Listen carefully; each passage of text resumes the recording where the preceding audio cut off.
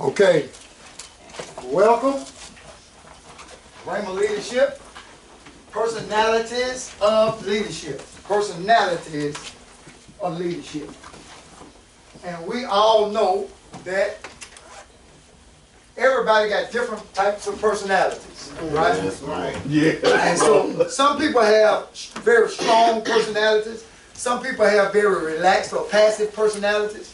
Some people are very aggressive, right? Some people are passive aggressive. So there are different personalities, and there are different styles of leadership that you can exercise, right? So we already learned that you don't have to take on the style of somebody else. As a matter of fact, you really never want to do that in anything. You don't want to do that in ministry. You don't want to do that with anything. You want to be yourself. It's easy to be authentic. Real. It's so very hard to mimic somebody else. Right. So if you start off being yourself, right, then you pretty much get through that thing all right. Yeah. You know what I mean? So we're on leadership behaviors, which is chapter number 2. Leadership behaviors. And you guys should have your paperwork in front of you, your lesson in front of you. Leadership behaviors. And it starts off like this. Underpinning your leadership style is a complex range of factors relating to different aspects of your personality. This chapter explores these and helps you to understand why you are driven to behave the way you do. Try some of the suggested exercises to help you develop a better appreciation of your own personality profile. To help you learn to appreciate your own personality profile. Right? Wow. Okay, so here we go. It says, beware. You cannot expect others to trust you if you are not prepared to demonstrate a level of trust for them. It works 2 ways. Right? So that works 2 ways. So you can't expect somebody to have a level of trust for you, but then you don't trust nobody. Right? Your personality traits. Traits defined. Traits are generally accepted as being the most enduring characteristic of an individual's personality. Traits are generally accepted as being the most enduring characteristic of an individual's personality. Why? What? So traits are things that make up who and what you are. They form your character. Right? They form your character. Not everybody has the same traits. Right? Not everybody has the same traits. Modern psychology attempts to describe personality based on what are referred to as the big 5 traits. Let me give you the big 5 traits, right? And I'm on page 36. I'm on page 36 in your textbook. The first personality trait is going to be called the extrovert. Extrovert. Right? What is an extrovert? The extrovert is somebody, right, who, let me read it to you. It says, this scale is probably one of the best known of the traits and for most, the easiest to understand. It describes the level to which people rely on the external world to gain their energy. Right? Yeah. They rely on the external world to gain their energy. The clothes they got on today make them feel good. Right? Yeah. The car they drive make them feel good. Right? They are more reliant upon things on the outside of them to motivate them and move them. Wow. Right? Wow. These are people we call extroverts. Wow. Right? Extroverts. Wow. Right? Wow. That's a certain personality trait. Right? Wow. You got other people who are what we might call what? An introvert. What is an introvert? An introvert, individuals will tend to gain their energy from within themselves. Yeah. Wow. From within themselves. Now, if I had to just say myself, right, I would much rather be an introvert. Amen. Right? Because things on the outside may be going horrible. That's right. That's right. and things going on out. Now, we all have been affected by the external world. Sometimes we looked outside and it was gloomy and raining. I don't want to get out of bed today. I don't want to do nothing. It's cold outside, right? Yeah. It's cold outside. It's raining, right? I forgot to wash my favorite pair of jeans, right? Yeah. I ain't got my hair done. Yeah. I need to shave. Yeah. You know. I mean, it's all kind of different deals that'll make you, right? We be moved by those things. Come on, let's tell the truth now. Amen, Pastor. We be moved by that stuff, so I ain't going nowhere today. I just don't feel like it. Right? That's true. Right? But then the introvert is motivated by things that's going on within. Now there's also a balance in this, because in some ways we could be moved by external stuff, but we still could have enough inner fortitude to say, you know what, I'm going to push through anyway. Yeah. Right? Yeah. Because after all, with us being Christians, we know that our strength comes from where? From within. Within. Our strength comes from within. Right? Okay. So we have another style, and it says the agreeable and the disagreeable. This scale describes the level to which an individual will be cooperative, sympathetic, and kind towards others. If an individual is highly agreeable, they are likely to be affectionate, interested in other people, and would generally want to strive to maintain relationships. What about disagreeable? At this end of the scale, individuals will have little or no interest in others. Wow. Wow. Wow. And are unlikely to have any particular feelings or concern for other people. They will not be concerned about maintaining relationships, and therefore tend to have no worries about raising issues that may upset relationships. What about the conscientious and the carefree? At the conscientious, extreme individuals will be highly self-disciplined. They will plan carefully. You raise your hand? Yeah. Can you go over the answers for extrovert and introvert? Again. From the first grade.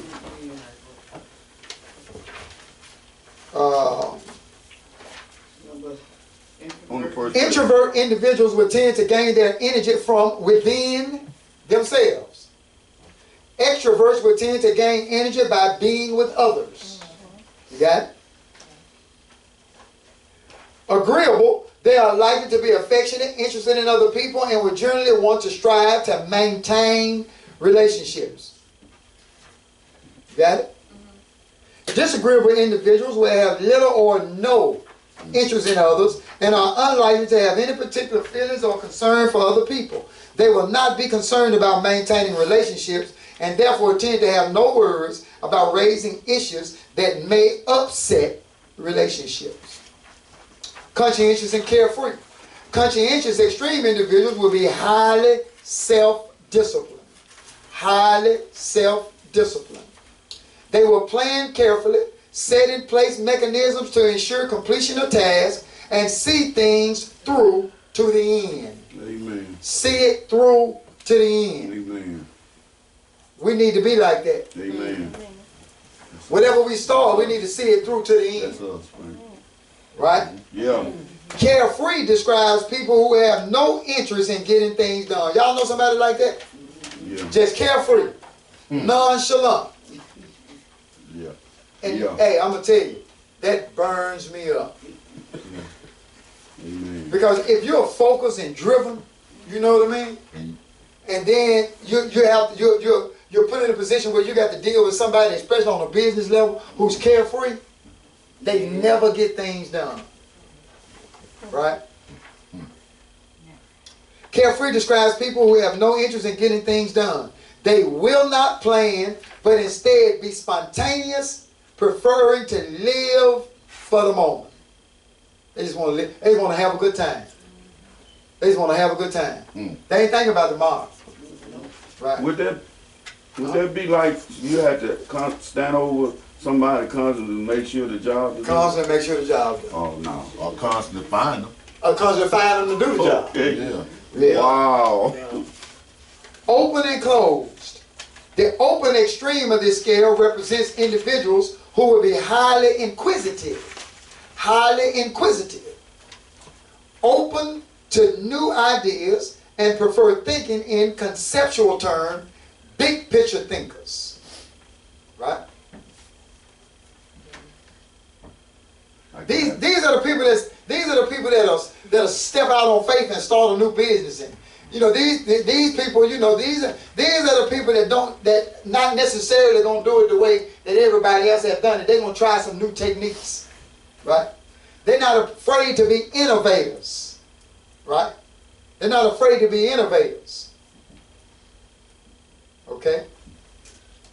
Closed individuals are generally traditional and logical in their thinking, which leaves them generally uninterested in what they see as frivolous distraction, such as the arts. They see things like the arts as frivolous. Traditional and logical in their thinking. Traditional and logical in their thinking. Pastor, what the example of that wouldn't that be like you said about business open on that first one. Would a closed individual, would it be like in their thinking like, well, that you open that business up, it flooded, it water damage, and all that happened, and all that, it ain't gonna. They're gonna find every excuse. Not to they thinking logically. Okay. They thinking logically. They don't think with faith. No, they don't think with faith. I got you. Amen. Right? Yeah. Amen. Being ill at ease versus emotionally free. Someone who is ill at ease will be emotional, negative in their thinking, anxious, and highly reactive to stressful situations. Wow. Someone who is ill at ease will be emotional, negative in their thinking, and highly reactive to stressful situations. Emotionally free, on the other hand, will be generally relaxed, comfortable with who they are, stable in terms of their moods, and not easily stressed by different situations. I like that. It's good to try to be emotionally free, but that will also keep you detached. Right? Yeah. Now, being emotionally free is good when you're not dealing with people. Right? Yeah. When you're dealing with stuff and things. But when you're dealing with people, it's hard to be emotionally free. Yeah. Because most people are emotional. When you're in the people business, you have no choice but to be emotional if people are emotional. Because you have to deal with that emotion. Even if I choose to be emotionally free and somebody else is emotional, in order for me to assist them, I have to entertain their emotion. Right. So I can't stay detached to the place where I'm not sensitive to their emotions. Right? Or where I'm not compassionate. Right? Wow. To their emotion. It's a firm line. It's a thin line. Because on one extent, in order to lead, you have to be firm and confident in what you're doing, right? Mm-hmm. But you also, on the other hand, have to be compassionate and understanding, right? Mm-hmm. You can't be too hard on people because people, you don't want to break them. You can easily break somebody's confidence. I see it. Yeah. When you break somebody's confidence, y'all ever watch the old cowboy movie? And they caught some wild Mustangs out in the wild, and they get on the horse and ride the horse, trying to break it. Mm-hmm. The horse fight for a little while, fight for a little while, but as soon as the cowboy break it, right, that horse will never be the same again. Once you break it, it'll never be the same again. Amen. Right?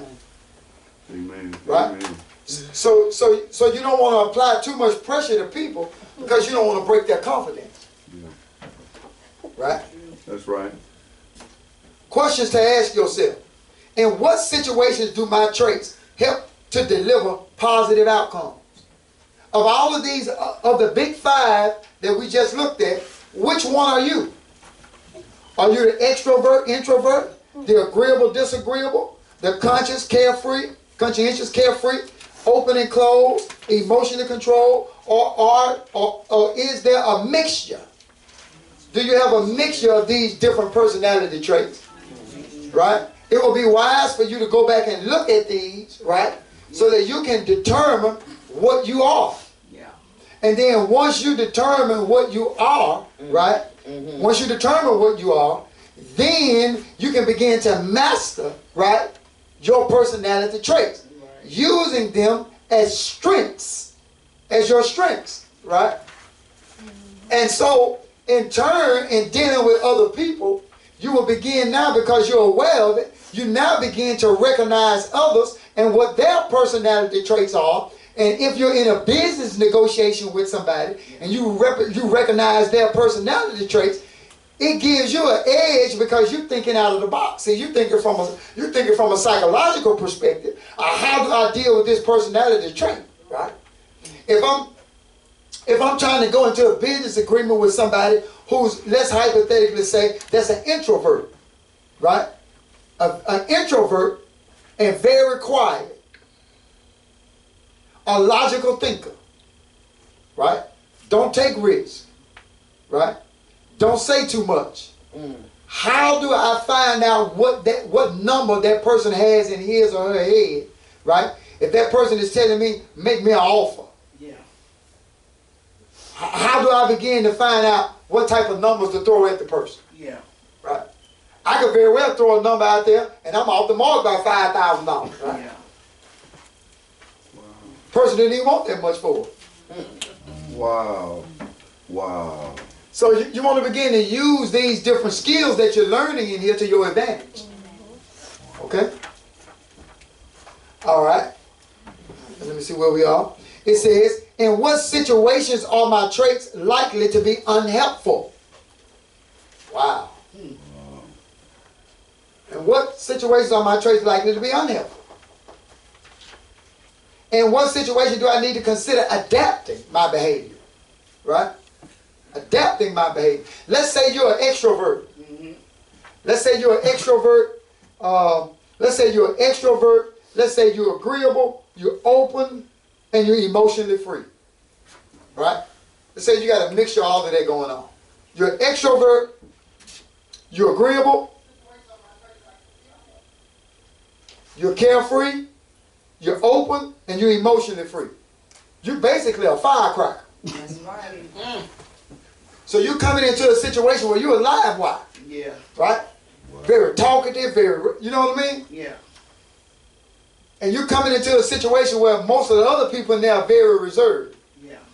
Would it be wise for you to adapt? Yes. Yeah. Yeah. It would be wise for you to adapt, right? It would be wise for you to go in. Those are your strengths. Yeah. Right? But you don't want to come in a room full of people that's introverts, right? Yeah. Not emotionally carefree, right? And just going off. You want to just kind of play it by ear a little bit, right? Let's take somebody like E.T., Eric Thomas, right? We take somebody like Eric Thomas. He's a live wire. He brings energy in, right? All right. He's using his personality traits, right, as a force, right, to do what? That's what he is. He's a motivational speaker, right? So he uses what he is at a maximum to his advantage, to what he called high execution. Yeah. Right? Yeah. And he's making millions. Yeah. He simply understood his personality traits, understood his strengths, maximized them, worked on them, honed his skills, put it out there, and went to work. Yeah. Now people are paying him top money from all around the world, right, to come in and light a fire up under them. Yeah. Okay? All right. Let's move on. So it says here, thinking behaviors. Analytical thinking, as its name suggests, describes a form of thinking related to the analysis of situations or problems and the drawing of conclusions from the resultant data. Analytical thinking. Analytical thinking teaches you to look at a specific situation. In other words, somebody tell you, hey, I need you to get up there and I need you to jump out of that window. Right? I need you to jump out of the window. Right? An analytical thinker will say, okay, right, I'll jump out of the window. Yeah. Even on the second floor. Right? So I could get up there, right? And instead of me jumping out to a fall, I just jump back in the building. Right? I get on the window ledge, and instead of me jumping out, Jump back in. I jump out, I jump back this way. Yeah. I jumped out the window. Analytical thinking. Right? Analytical thinking. Analytical thinking. What's 1 plus 1? 2. Wrong. 1 plus 1 is an additional, is a mathematical addition equation. 2 is the solution. I didn't ask you what was the solution of 1 plus 1. I asked you what was 1 plus 1. You're right. Analytical thinking. So you got to be able to look at a situation and call it what it is without me calling it what I want it to be. Wow. Wow. Wow.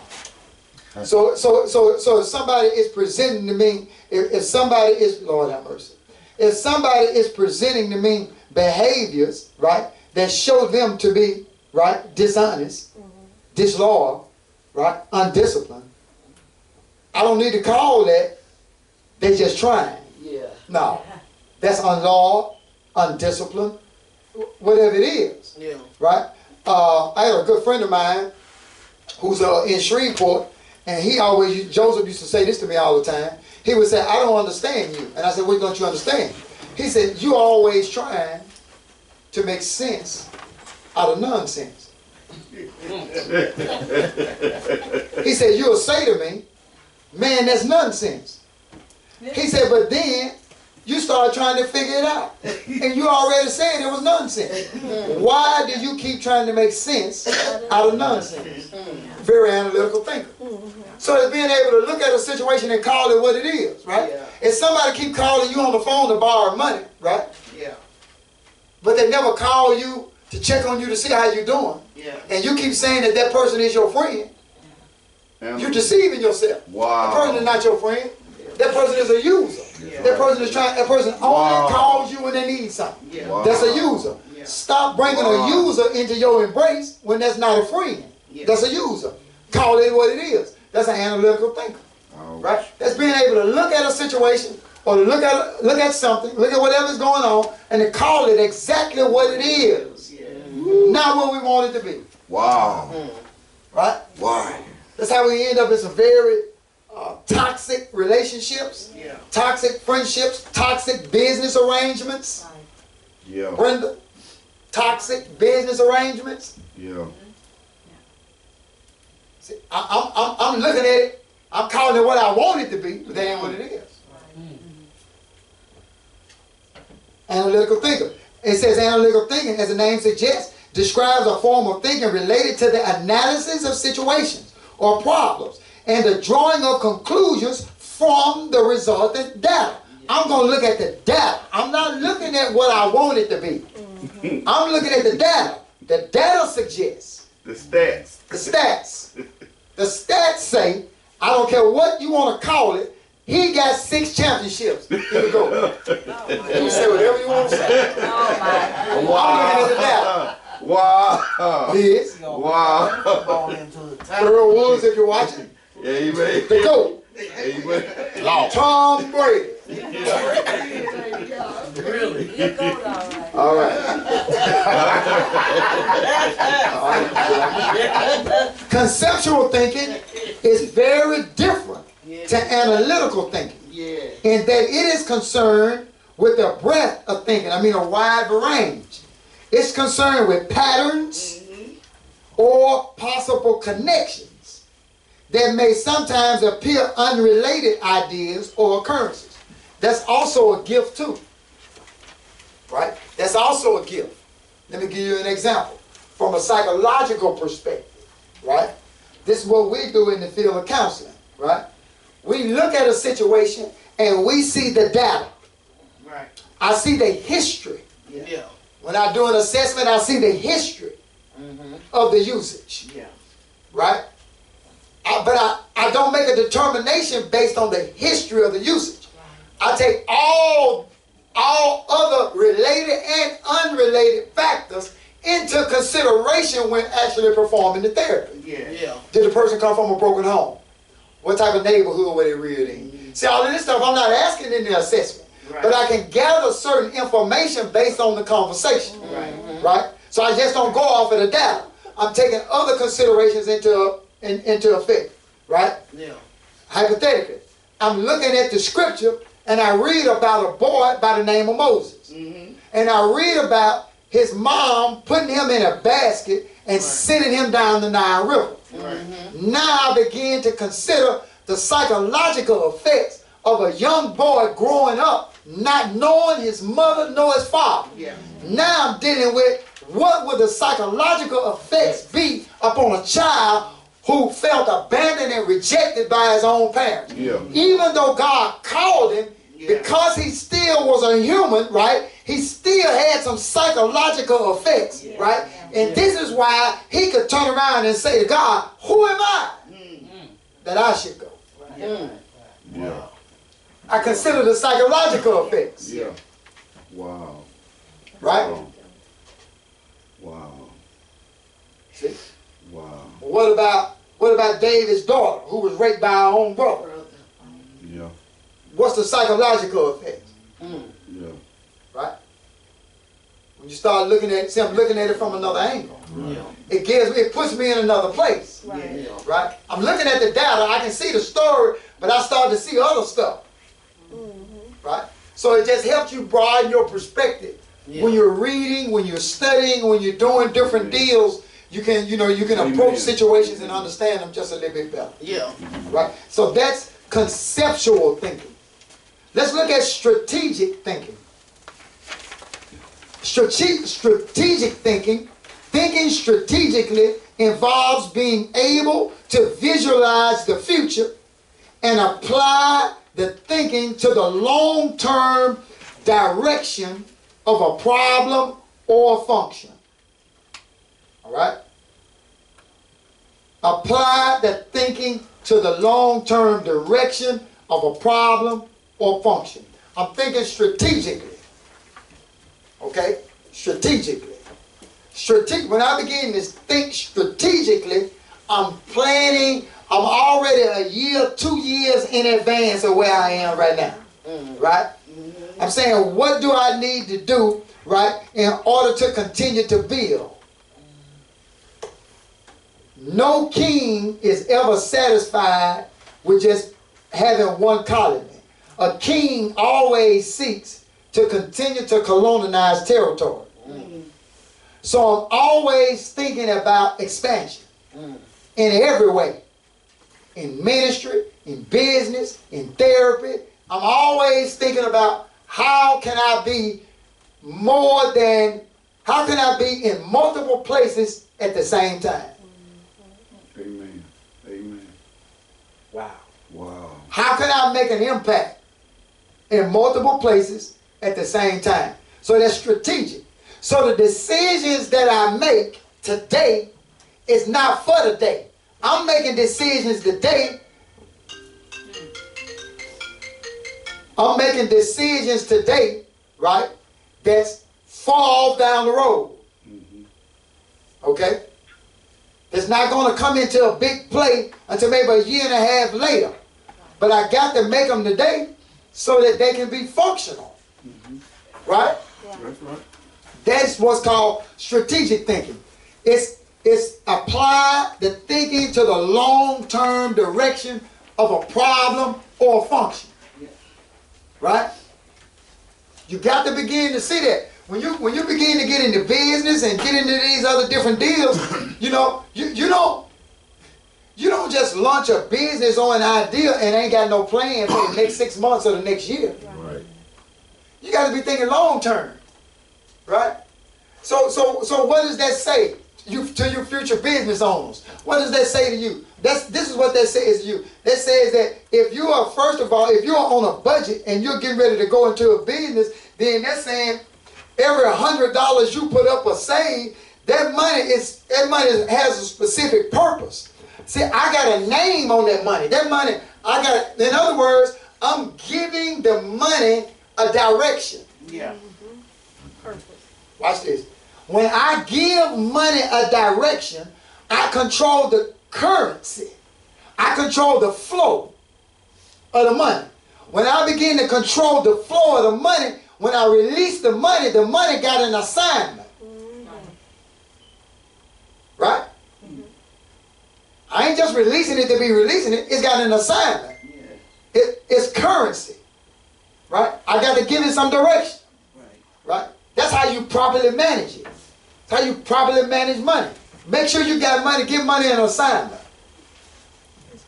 It says strategic thinkers focus initially on the end goals or the outcome rather than on the shorter term tactics.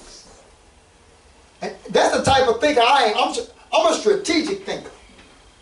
Right? I think strategy. I think strategy. Right? I'm always trying to see how I can cut the middleman out. Right. Yeah. I'm always trying to see how I can cut the middleman out. Right? Because I'm telling you, that's where your money going. Right? I already know I got to pay for the service or I have to pay for the product. Right? But if I can go straight to the manufacturer, I prefer that. If we paying $1,000 for an iPhone, do you think that's what Verizon paying for the phone? Nope. Probably. If they paying 100 and we paying 1,000, then think of the finance charges that we paying on that. Yes. Wow. Wow. Right? Wow. There was a movie out. What the name of that movie was, Jamie? It was with Baby Boy and well, he was saying there's two types of people in the world. The giver, the shakers, and the some he was saying. He was selling the dresses. Baby Boy. He was talking about two types of people in the world. You know. In other words, those that make it, the people that sit around and wait on stuff to happen, and people that make it happen. Right? See, we got to become, we have to become a part of the people that make it happen. Not people that sitting back waiting on stuff to happen to us. Right? We should no longer have a desire, right, to be of the 99%. We want to be of the 1%. Right? We want to be of the 1%. Right? So it means that we have to change our thinking when it comes down to business. We have to change our thinking when it comes down to spending money, to creativity, to buying. You always want to buy rather than rent. Right? You always want to own rather than lease. Right? You always want to do that. Right? You don't ever want to get into being a servant your whole life, giving somebody else your money, somebody charging you an interest rate that's phenomenal, right? And you paying for them a big old house out in French Ravine, and you living somewhere else. No, I don't work like that. In the shack. Yeah. Now I'm gonna hold up on this. You know.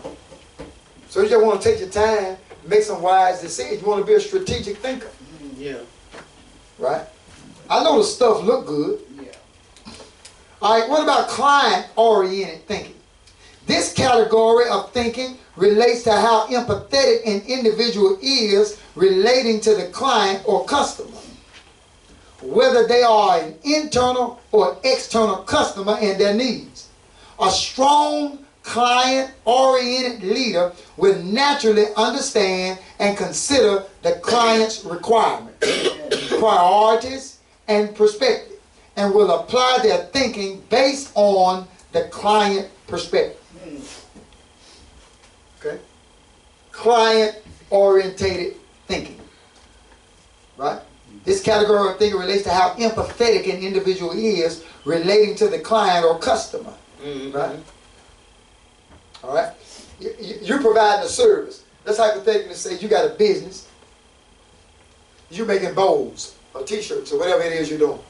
Right? It's homecoming weekend for a school. Right? Tonight is homecoming.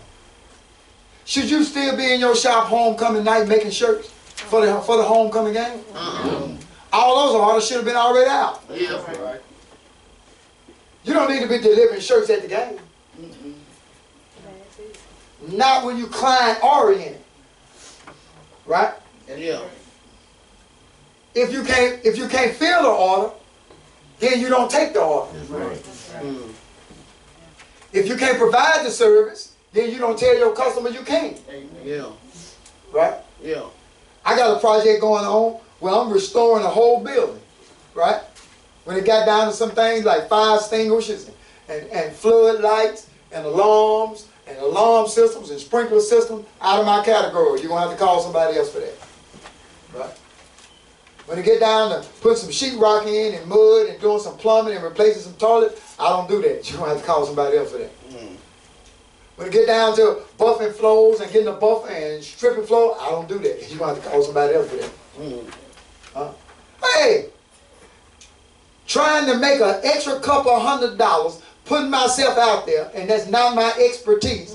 It's not fair to the customer or to the client, and it's a burden on me. I ain't gonna do that. Yeah. Cause you ain't gonna do your best for That's right. I don't even know how to do it. I'm not finna spend hours on YouTube trying to figure it out. If I stick to what I know how to do and master what I know how to do, right? I can get paid for what I can get paid for, and whoever else know how to provide that service, get out the way and let them come on in and do their thing. And we'll find that we all make money as one big team. Right? I'm going to do what I do best, and then I'm going to get out your way so you can do your thing, Jamie. You know how to repair credit? You go ahead and do your thing. I don't know nothing about that. See? So don't let somebody else sell you something and have you doing something that's not your specialty. Come on. Wow. And don't let nobody use you up and have you exercising their exercising a specialty you got, but they making all their money off you. Right. Wow. That is pimping 101. Wow. Whoa. See, y'all looking for a pimp with a big old hat. And driving a Cadillac with a chandelier in the back. They don't come like that. Pimps don't come like that no more. Pimps sit in corporate boardrooms now. Yeah. With suits on. Yeah. Yeah. Drive nice car. Yeah. And they pay you $12 an hour. Right? And then you make $45,000 a year. And they making $200,000-300,000 a year. Real pimps. That's right, pal. That's right. That's right. That's right. That's right. I'm just telling you that's right. That's the millennium pimp. Yeah. Pimps and pimps. See? But you need to make a decision tonight that you're not gonna be pimp. Whoa. Amen. Wow. I'm not gonna be pimp. Not to be pimp. Not to be pimp. That's right. I got a call today. I ain't gonna say who, but I got a call today. And the person asked me, said, well, if we have to make some changes, what days you still want to provide your service? I said, the same days I've been providing them. Monday, Tuesday, and Thursday. You don't want to change? No, I'm not going to change what I do. Well, what about the client? Well, what about them? I'm not picking none up either. That's on y'all. I'm not driving. No, I'm not. I don't even want the money. You can't even pay me to do that. I don't even want the money. I don't have time to do that. I got too much other stuff. I miss out. I lose. Yeah. When you realize that your time is your money, your whole life will change. You'll stop giving away your time to people and things that's not making you money. Come on. I receive it. You'll stop giving it away for free. Yes. Come on. I'm gonna give you what you pay me for. Yeah. I'm not gonna do that. Because I know what happens. If I have an accident with somebody in my car, one of them clients in my car, my personal vehicle, no, we're not gonna get there. We're not gonna do that. We're not gonna do that. That ain't my job. Uber wouldn't even hire me, so I can't drive nobody. I couldn't get no job. Resilience. Let's look at these self-management behaviors. Resilience. Excellent leaders are able to stand up to difficult situations and are not demotivated when faced with setbacks. That's some good stuff right there. You don't lose your motivation because you run into a setback. You know what I realized? That anything that I created, if it go wrong, I can always start over and create something else. Right. Come on now. You hear what I just said, man?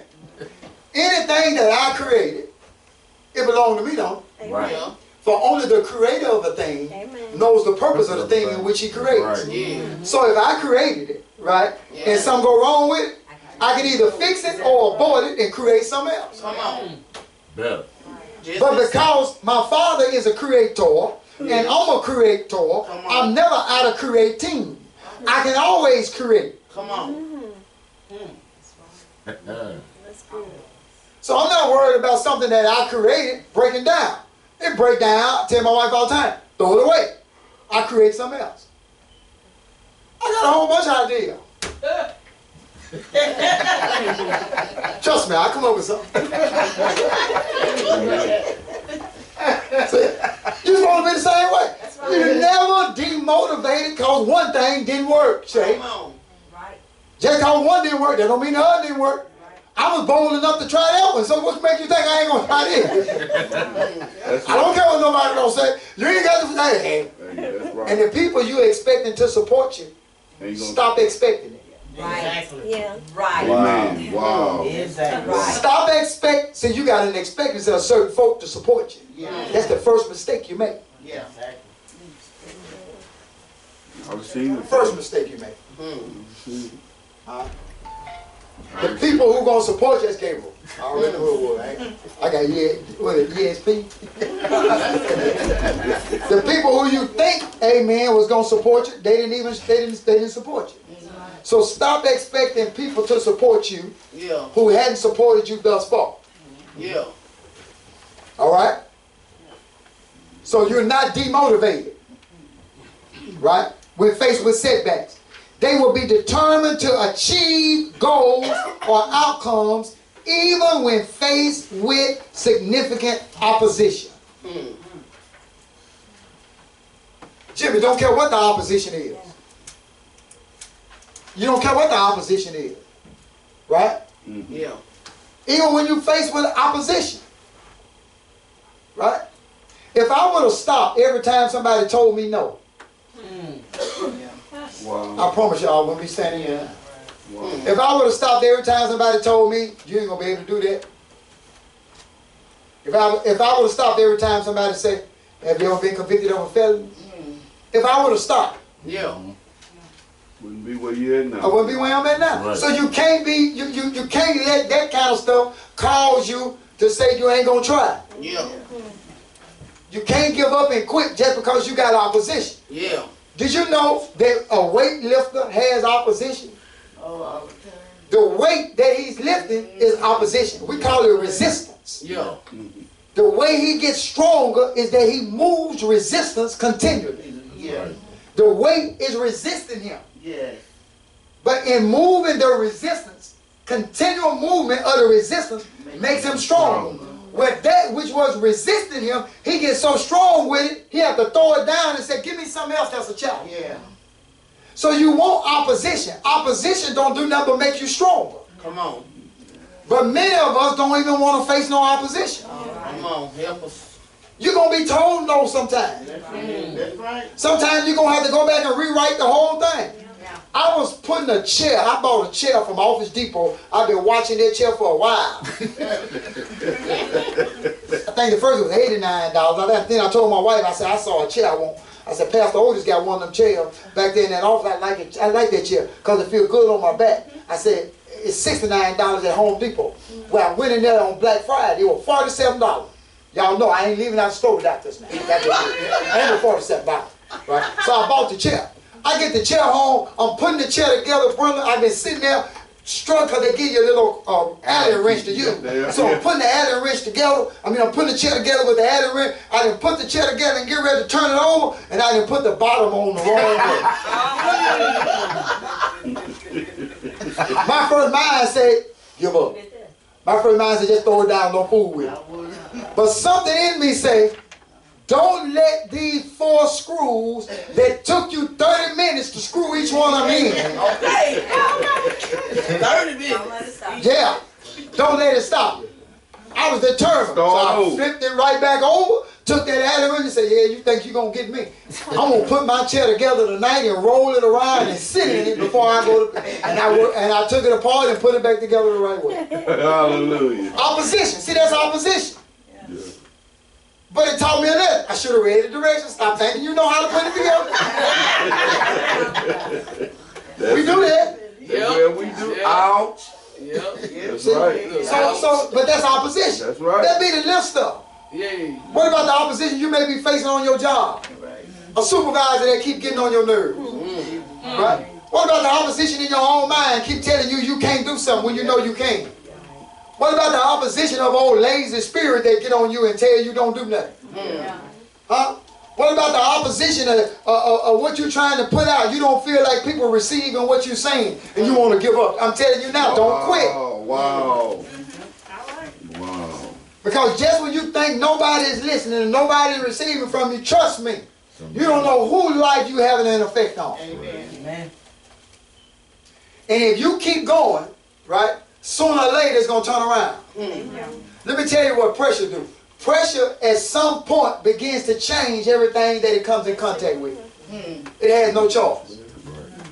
Frank, me and you could come here to this pole every day and just keep pressure on it, keep putting pressure on it, keep putting pressure on it, keep putting Frank, sooner or later we're going to come in and put our hand on the thing, it's going to fall. Too many days of the same type of pressure. The pressure going to start to show itself. You're going to see a mark on this pole from our hand. It's telling you, you think it's not having an effect, but it's having one. It is. Amen. Yeah, that's right.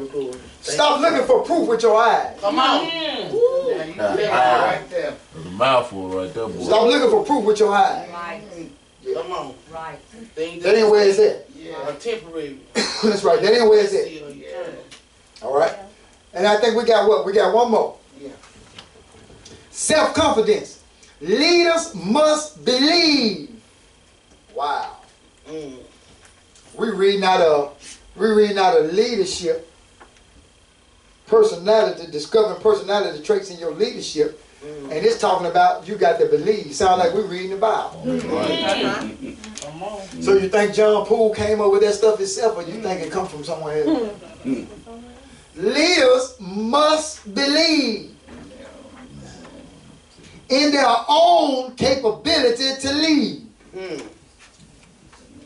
to make decisions, and in the work they do. You got to believe in you. If you don't believe in you, who's going to believe in you? Nobody is going to follow a leader that don't believe in himself or herself. Right. Nobody going to follow you. They're going to peep it out. You don't even believe that stuff you're saying yourself, man. You ain't walking in that. Right? I don't believe you got no confidence. You ever know somebody like that?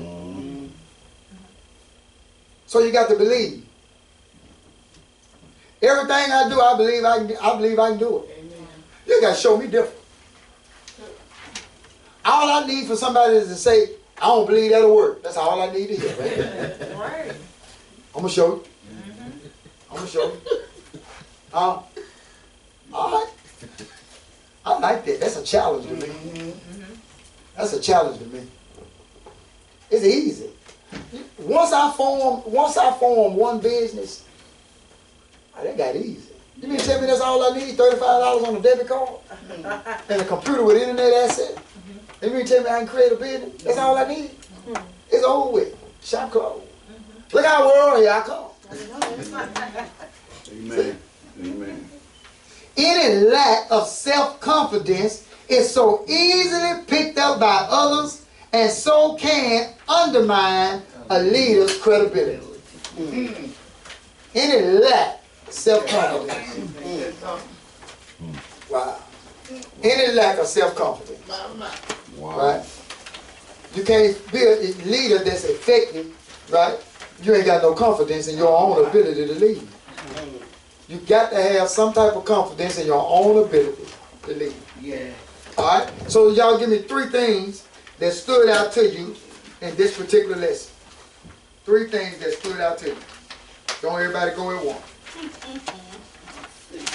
It made me think about the different, in answering the questions to ask yourself. It says, in what situations are my traits likely to be unhelpful, and in what situations do I need to consider adapting my behaviors? It made me think about myself and my personality type, because I tend to call myself a believing schizophrenic. Because I encompass all of them. So I had to think about what aggravates me the most. and it's dealing with an extrovert who is carefree, you know, and it's like I had to sit up and just really think about all those things to try to figure out within myself, how can I help them? Because I can if I'm frustrated and aggravated. Right. So, you know, this lesson really helped me to look at me, Okay. Good to deal. examine me. All right. Yeah. All right. How can you help them without being frustrated with somebody else's personality trait? Right, Yeah. because your personalities can clash. Right, and they were blind. That really will. That'll blind you. Especially if it's your assignment or your responsibility to help somebody, right? Yeah. And they got another type of personality trait Right. that's clashing with yours, Yeah. right? And that's aggravating you, especially if from a therapist's perspective, Right. you've just rendered yourself ineffective. Right. I was thinking too, like she said, adaptability to another person's trait. Right. That's what I was thinking. Right. Adaptability, being able to adapt. Yeah. Right. Right. Anybody else? Jimbo? I like that analytical thinking,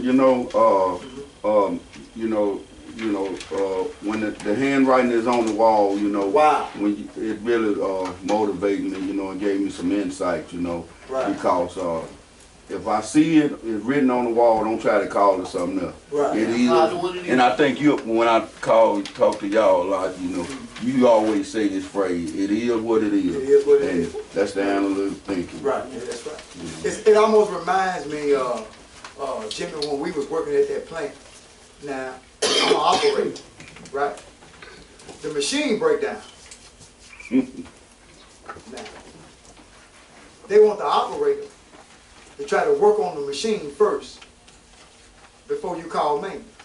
Right. Now, operator making $15.46 an hour. Maintenance. Maintenance making $20-some an hour. Wow. Now, I'm not a maintenance worker. That's not my job. But he gonna be. Well, what you doing, Comanche? I'm filling out of work. I'm filling out of work on it. For what? For maintenance. That's what they do. Why? The machine broke. What's wrong with it? I don't know. I don't work on maintenance. Jimmy, take that back there and give it to man. Amen. I'm gonna pull back. That's it. That's it. I'm not gonna work on. See, that's analytical. So when they ask me something, I give them right back. Well, I don't work in maintenance. I don't know what it is. See, I just play like that. You know what I mean? You have to begin to understand. And I told y'all this earlier. I don't care where you're employed at. You don't truly know your stuff until you know what the policy states Right. Yeah. pertaining to the job you're supposed to be doing. That's it. I guarantee y'all, some of y'all on jobs right now, and you're doing somebody else's job, don't even know it. Wow. And you're complaining about certain stuff, and you don't even know what the rule book or the policy state about your specific job. Wow. If they had 28 years where doctors trusted me more than they trusted a nurse on the floor. And God knows I knew I wasn't supposed to be taking orders, but took them and wrote them just like I was a nurse. Many of us do that. Wasn't getting paid. So let's get that together. All right? Anybody else? One more thing. When you said about keep going, things are going to change. You know, when you have some pressure and things like that, I just think about I'm growing. If I'm going through some things and pressure, Wow. I'm not comfortable, I'm growing, and I want to always grow. Wow. And stopping, no matter what it is, that's not an option for me anymore. It's not an option. And many people, like you said, have told me, no, you know, you can't do this. And You put them all wrong. yeah. All Yeah. right. That's good. That's good. So she says when she's feeling uncomfortable, she adapted by saying, I'm I'm growing. growing. That's a good thought too. Right? I'm growing. That's a good way to look at it. Deborah, you had something? Yeah, I like the I like all of it because it begins to it's showing me why I'm the way I am.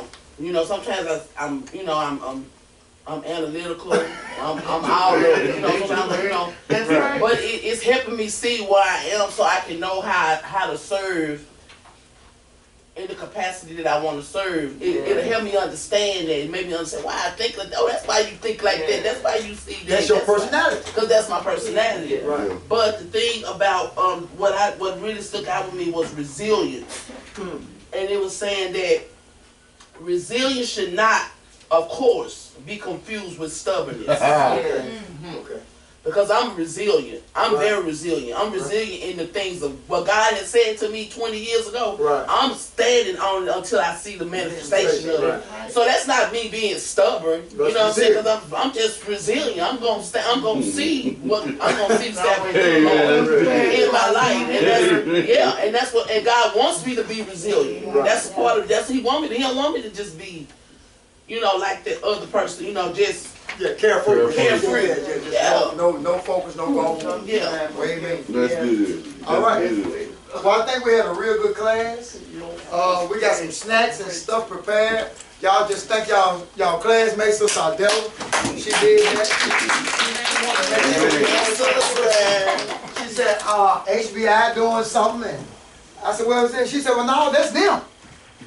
I said, well, okay. I said, okay, amen. This Rhema. This Rhema. She said Rhema needs to do something. This our first. We the first. We the first class. We first gonna establish this thing. And we're gonna have this to be able to look back on. That's right.